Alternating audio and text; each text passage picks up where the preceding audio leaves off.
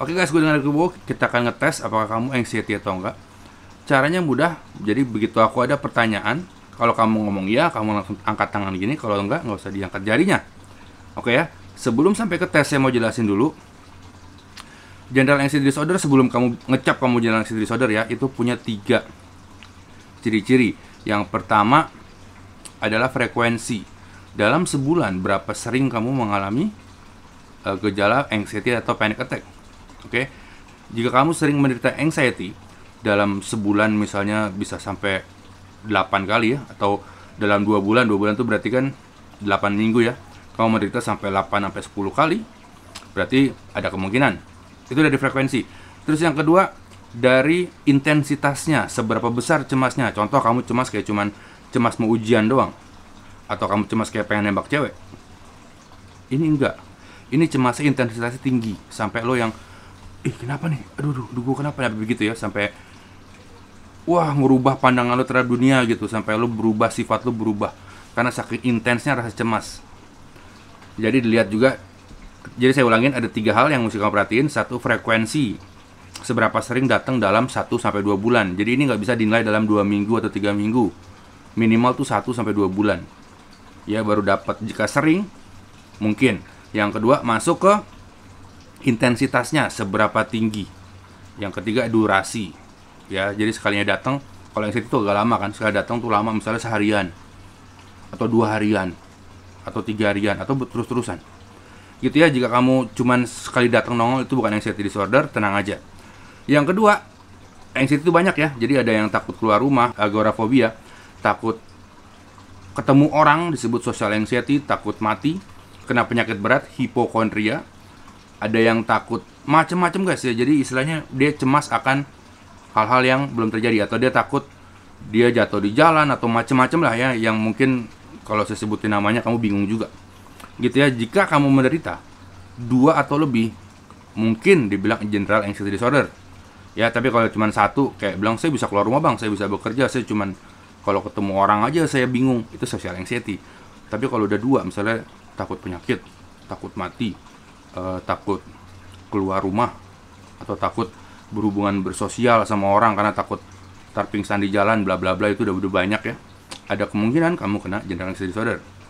Oke, ready ya? Saya ulangin ya, saya akan ngasih kamu 10 pertanyaan. Jika jawab iya, kamu tinggal giniin tangan, berarti iya. Kalau enggak, nggak usah ya, jadi ngitungnya berapa jari gitu ya, daripada kamu bawa gitu ya guys ya. Oke, pertanyaan nomor 1,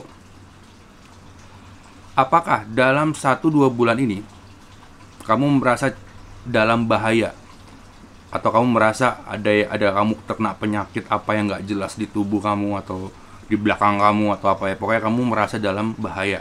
Jika ya, angkat jari kamu 1. Jika enggak, nggak usah angkat. Nomor 2, apakah berita kematian ngebikin kamu kepikiran sampai cemas sampai berhari-hari? Berita kematian bisa dari TV, bisa dari tetangga kamu, bisa dari teman kamu, misalnya meninggal, kamu langsung kepikiran sampai berhari-hari ya. Bukannya sedih, bukan ya, tapi cemas ya. Ingat loh, emosinya bukan sedih tapi cemas sampai berhari-hari. Jika ya, angkat jari kamu. Jika nggak usah. Oke, nomor 3, apakah cemas yang kamu rasakan dalam 1-2 bulan ini sangat hebat, intensitasnya sangat tinggi, sampai kamu yang oke, gue nggak tahu gimana, gue butuh pertolongan atas ini ya? Jika ya, angkat tangan kamu, angkat jari kamu. Jika nggak usah. 4, apakah dalam 1-2 bulan ini kamu menderita lebih dari 8 serangan panik atau cemas? Lebih dari 8 ya, dalam 1-2 bulan ini. Kayak misalnya kau bilang, wah gue sering bang, wah nggak tahu bang, hampir tiap hari kali gitu ya, tuh angkat. Tapi kalau cuman, ya enggak sih, cuman 2-3 kali, nggak usah angkat jari ya, dalam 1-2 bulan ini ya. Oke, udah.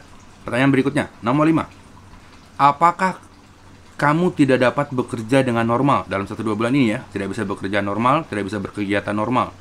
Apakah anxiety kamu sudah mengganggu kamu untuk bisa bekerja normal atau berkegiatan normal? Jadi kayak berkegiatan seperti biasa tuh bagi kamu udah berat banget. Angkat jari jika ya, jika nggak usah. Selanjutnya, apakah kamu tidak mampu bersosialisasi? Ya, jadi misalnya, Rick, minggu depan kita ketemuan yuk di mall, terus lo yang menghindar gitu ya, atau nggak bisa deh, gue nggak bisa deh, atau gue bisa nggak ya, gue bisa nggak ya, dan pokoknya kamu bersosialisasi jadi susah, atau kamu mau ngomong sama teman kamu susah, jadi gugup gitu ya, pengen ngobrol rame-rame di tempat umum gitu, ragu. Jika ya, angkat jari kamu, jika nggak usah.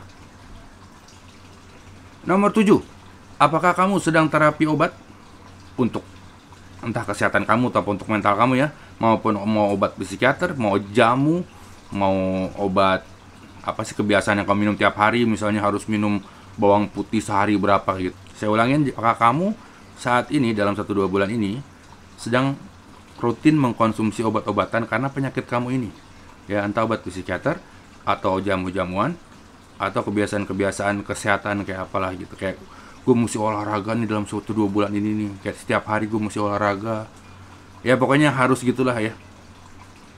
Jika ya, angkat tangan, jika nggak usah. Yang ke-8, ini paling penting, apakah kamu dalam 1-2 bulan ini sering mengalami sesak nafas, keliengan, sakit dada sini, tiba-tiba leher kecekek, deg-degan, mau pingsan? Apakah menderita seperti itu dalam 1-2 bulan ini? Jika ya, angkat tangan, jika nggak usah. Selanjutnya guys, nomor 9. Ketika kamu mendapat serangan, entah panik atau anxiety, ketika kamu mendapat serangan, apakah kamu butuh 3 hari lebih untuk menormalkannya lagi? Ya, contoh kamu kena serangan hari ini di kantor, besok kamu udah ke kantor lagi. Kalau bisa gitu ya nggak usah angkat tangan. Tapi jika kamu serangan di kantor dan kamu kayak sehari 2 hari butuh cuti untuk bisa ke kantor, angkat jari kamu. Jika hari ini serangan, besok ke kantor lagi. Atau misalnya hari ini kamu kumat di mall, besok kamu ke mall yang sama lagi tanpa ada masalah, nggak usah angkat tangan. Ya, tapi jika hari ini kumat di mall, besok gue nggak ke mall itu lagi dah, minggu depan baru gue bisa, nah itu angkat tangan. Gitu ya. Pertanyaan 10, pertanyaan terakhir. Apakah kamu tidak mampu melakukan kegiatan sendirian? Contoh, ke mall sendirian nggak mampu, keluar kota sendirian nggak mampu, ke kantor sendirian nggak mampu. Pokoknya harus ada ditemenin, harus ada mungkin obat yang nemenin kamu, harus ada apalah gitu. Jika ya, angkat tangan. Jika nggak usah angkat tangan.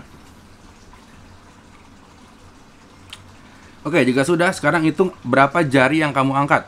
Oke, jika kamu angkat 3 jari, ada kemungkinan kamu menderita anxiety ringan. Nanti saya jelasin itu apa ya. Jika kamu mengangkat 4-5 jari, 4-5 jari, kamu mungkin menderita anxiety sedang, levelnya sedang.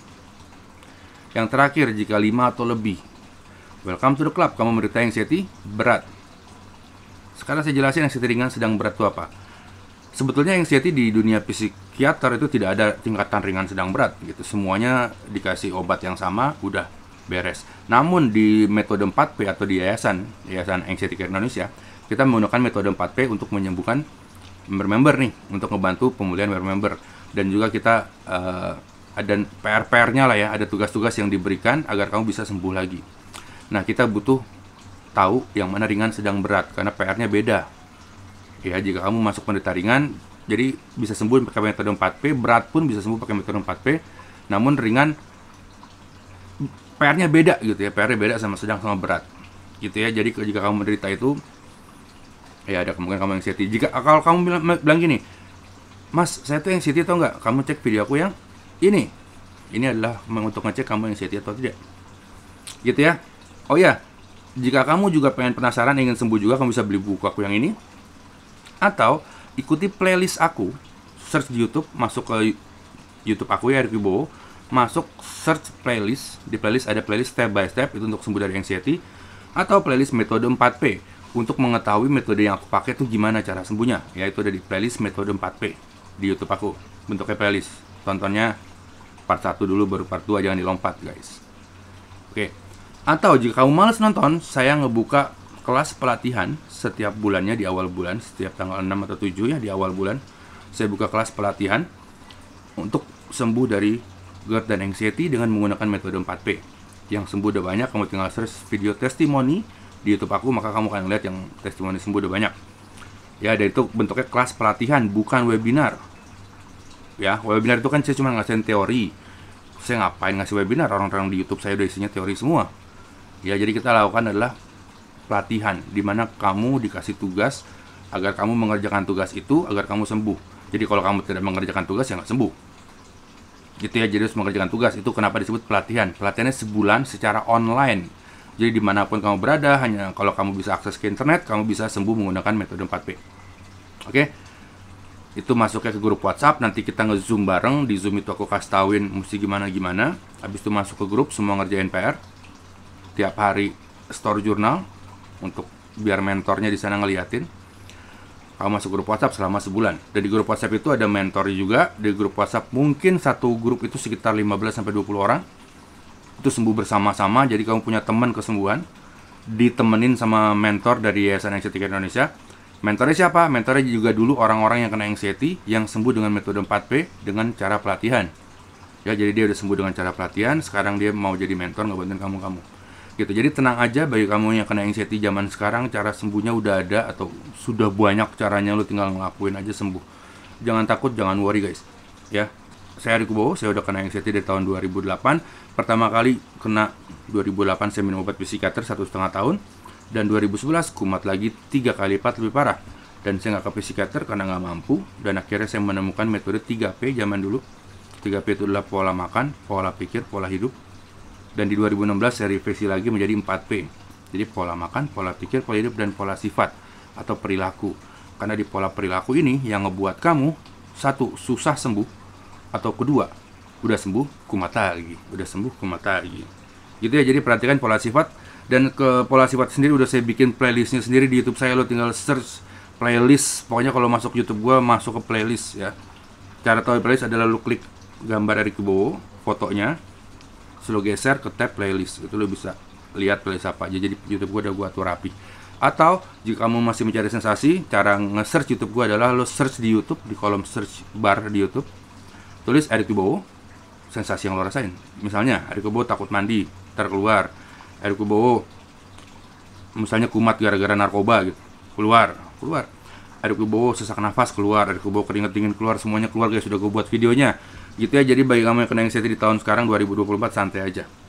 Oke guys, gue dengan Ari Kubowo, salam cool, cepet sembuhin biar lo bisa berkegiatan normal lagi kayak kita. Bye bye, we survive together.